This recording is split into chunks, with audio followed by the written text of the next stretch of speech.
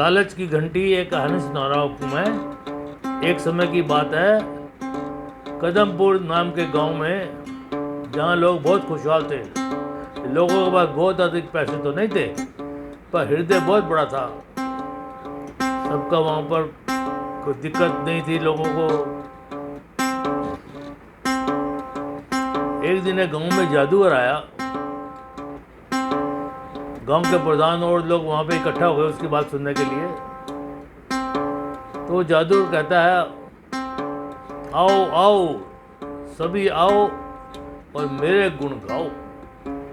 फिर गांव का प्रधान कहता है, ऐसा कौन सा महान काम किया तुमने भैया जो तुम्हारे गुण गाएं। फिर जादूगर कहता है, बढ़िया मजाक, बढ़िया सवाल, गुण तो तब गाओगे जब करामात देख पाओगे। फिर प्रधान कहता, अरे दिखाते क्यों नहीं हो भैया,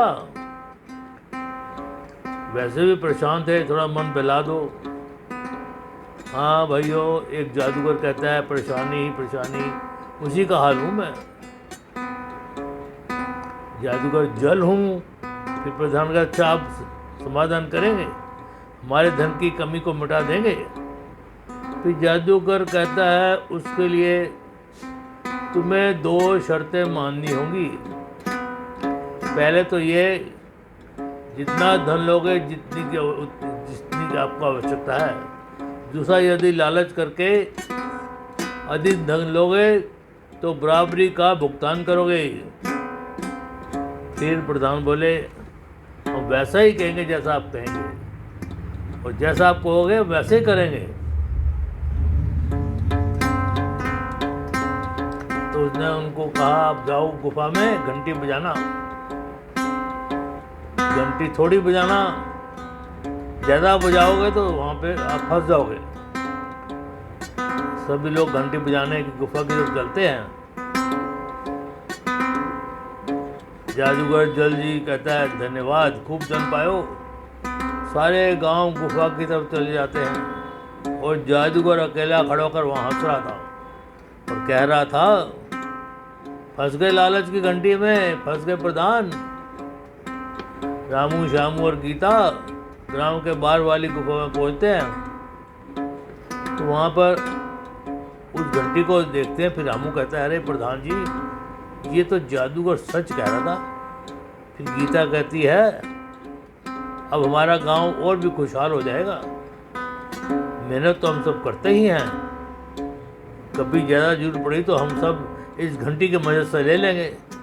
फिर श्यामू कहता है, जैसा जादूगर करने को कहा है, अगर हम लालच में आके जरूरत से ज़्यादा इसका इस्तेमाल करेंगे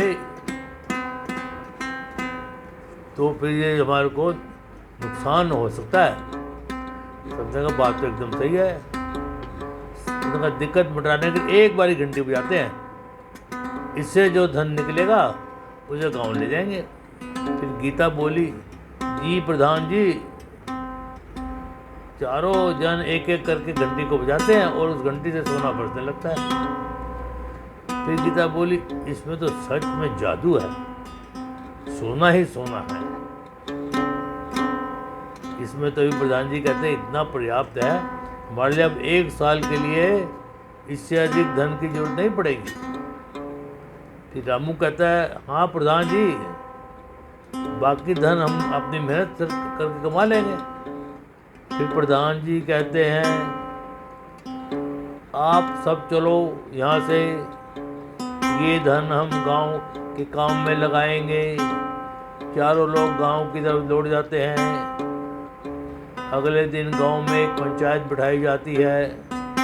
जैसा कि आप सब जानते हैं, पंचायत में बताया गया, कल जादूगर जल आया था, उसका नाम ही जल था।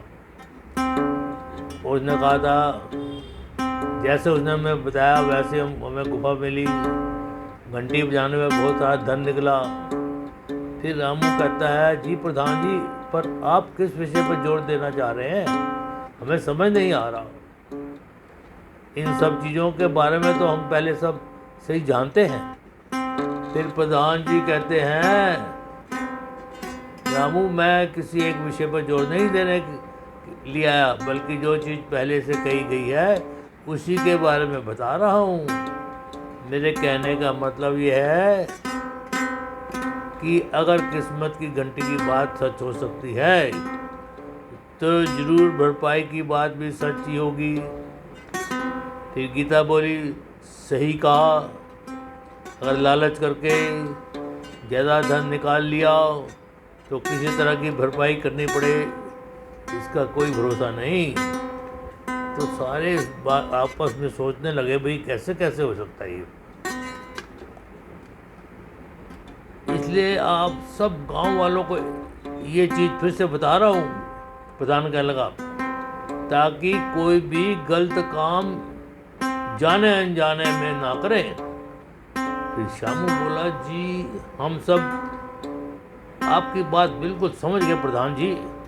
ज़्यादा लालच कर लिया तो ये वरदान श्राप में बदल जाएगा, बदल सकता है।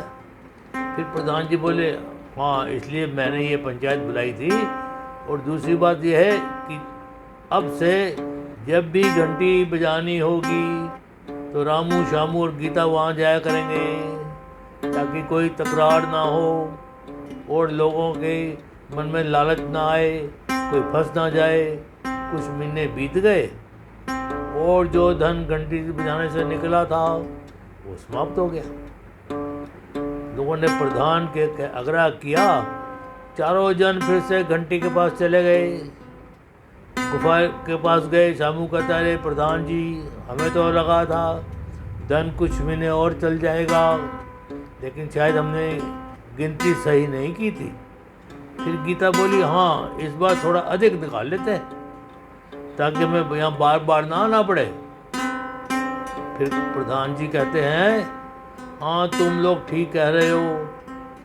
फिर रामू बोला, अरे ये बात तो है ठीक है, पर लोग मेहनत से छुटकारा पाने लगेंगे और मेहनत नहीं करेंगे, और जब मेहनत नहीं करें तो धन और भी जल्दी समाप्त हो जाएगा और दिक्कतें भी आ सकती हैं।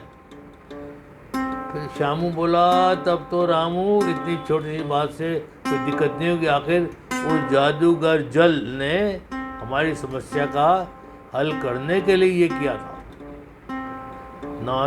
तो अगर मेहनत कम भी होगी तो सबको आराम मिलेगा, तो भी समस्या का हल ही है ना। फिर प्रधान जी बोले, हाँ शामू सही कह रहा है भाई, अगर मेहनत थोड़ी कम होगी तो अच्छा ही है। फिर गीता बोली, पर्याप्त धन निकालने के लिए हम सब चलते हैं। चारों ने घंटी बजाई और वहाँ से गांव की तरफ चल दिए।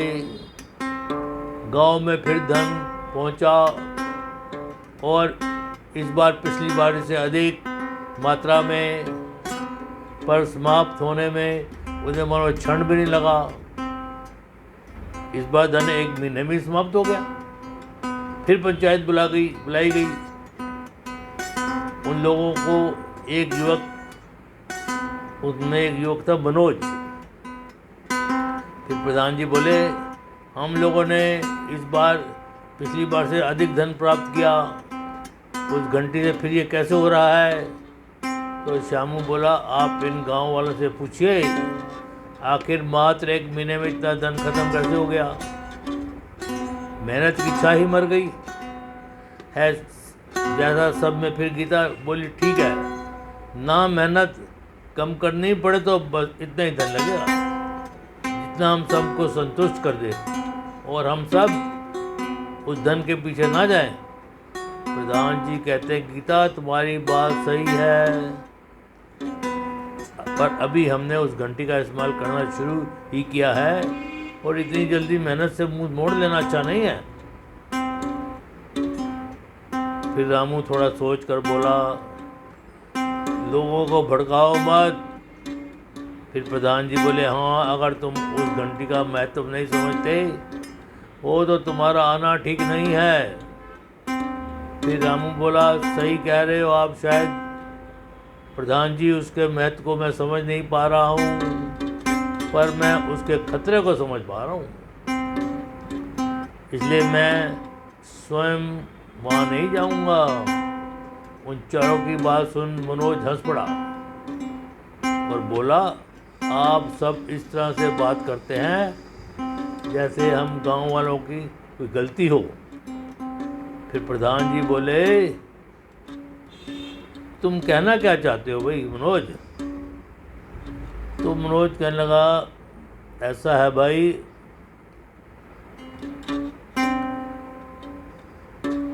आप कैसे इस बात का प्रमाण दे सकते हैं कि आपने अधिक धन रखा? फिर प्रधान जी बोले, हमने तो सबके लिए धन निकाला था, तुम उन तीनों से पूछ लो। फिर मनोज बोला, नहीं, मुझे इन तीनों से भी नहीं पूछना, ना आपसे पूछना है।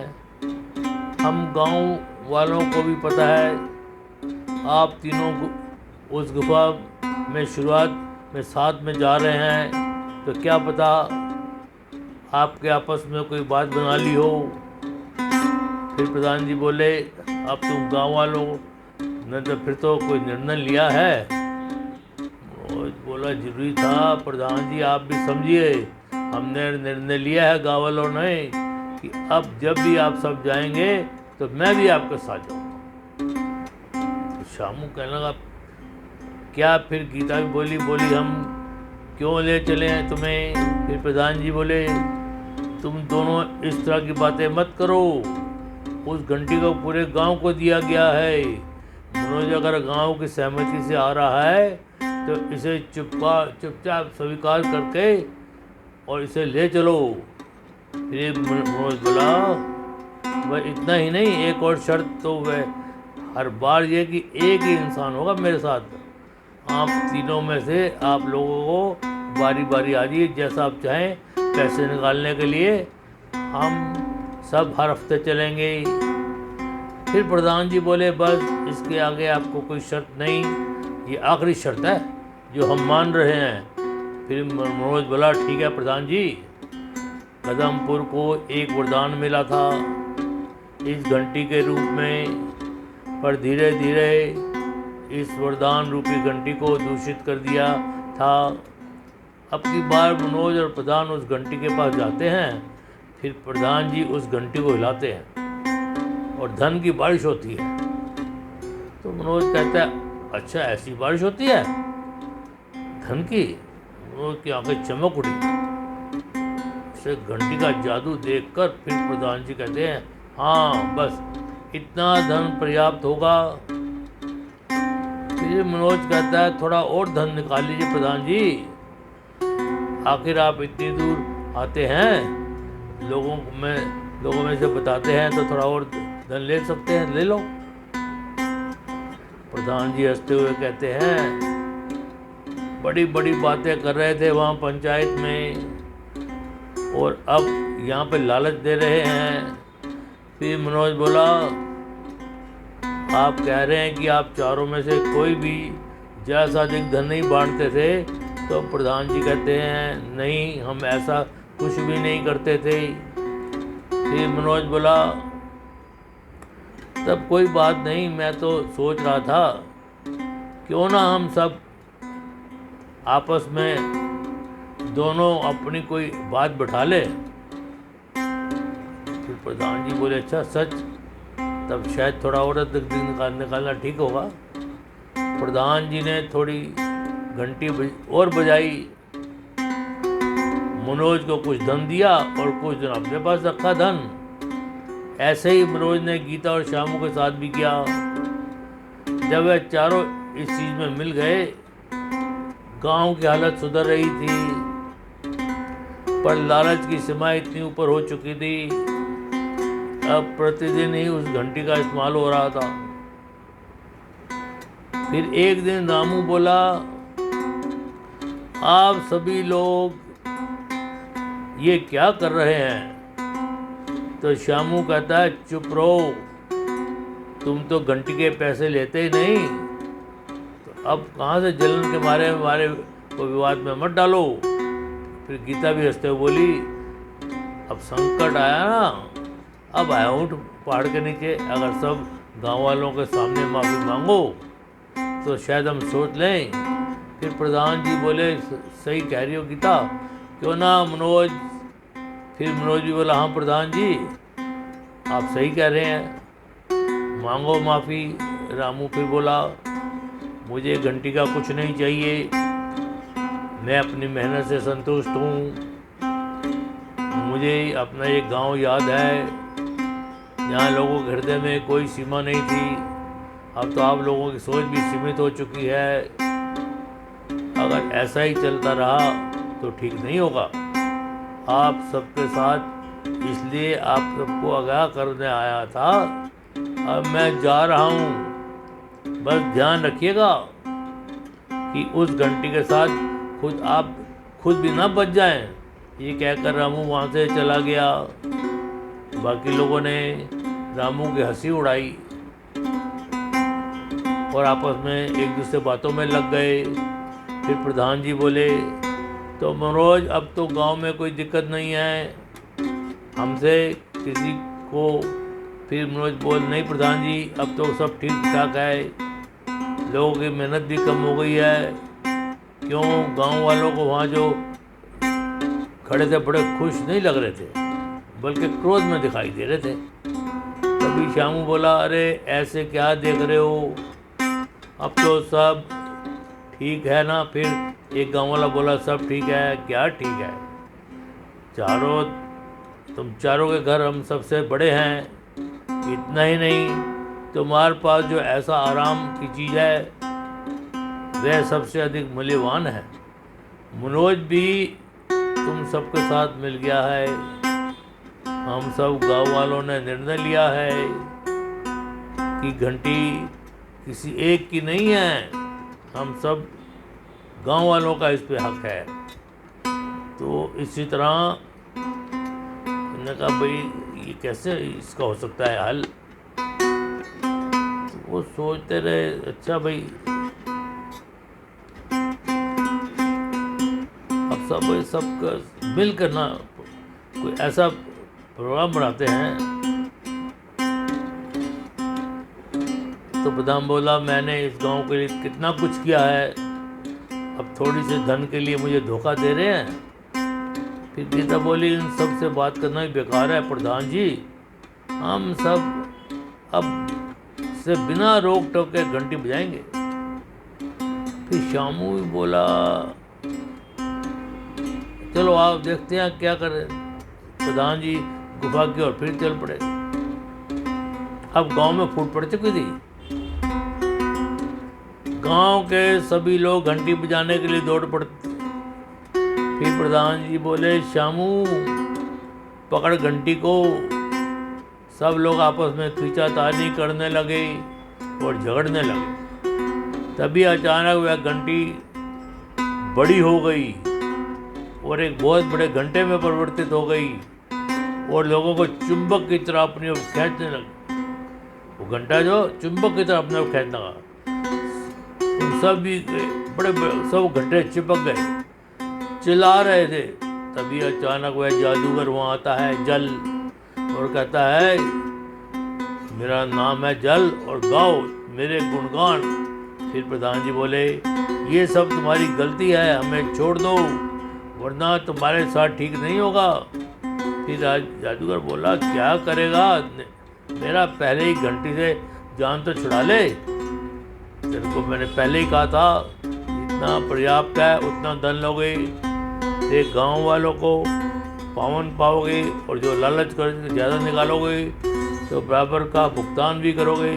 फिर गीता बोली क्या हम सब ऐसे ही चिपके रहेंगे। फिर जादू बोला अब ऐसे ही चिपके रहो और अपने ही लालच में लिपटे रहो। बहुत पसंद थी ना वो घंटी, अब इसे दूर मत भागो और इसके साथ जमे रहो। फिर श्यामू बोला नहीं हमें यहाँ से छुड़ा लो, हमें इससे चिपके नहीं रहना। फिर जादूगर बोला अब गांव वालों ये घंटी तुम्हें आजीवन बजाती रहेगी। गांव वालों के इस घंटी में चिपके रहते हैं और अचानक वह घंटा हिलने लगता है। उसी के साथ हिलते हुए चिल्लाते हैं सब बचाओ बचाओ बचाओ। क्या गांव वाले जादू करके जाल में फंसे या घंटे कि जादू में क्या उनकी दशा का कारण लालच ही था।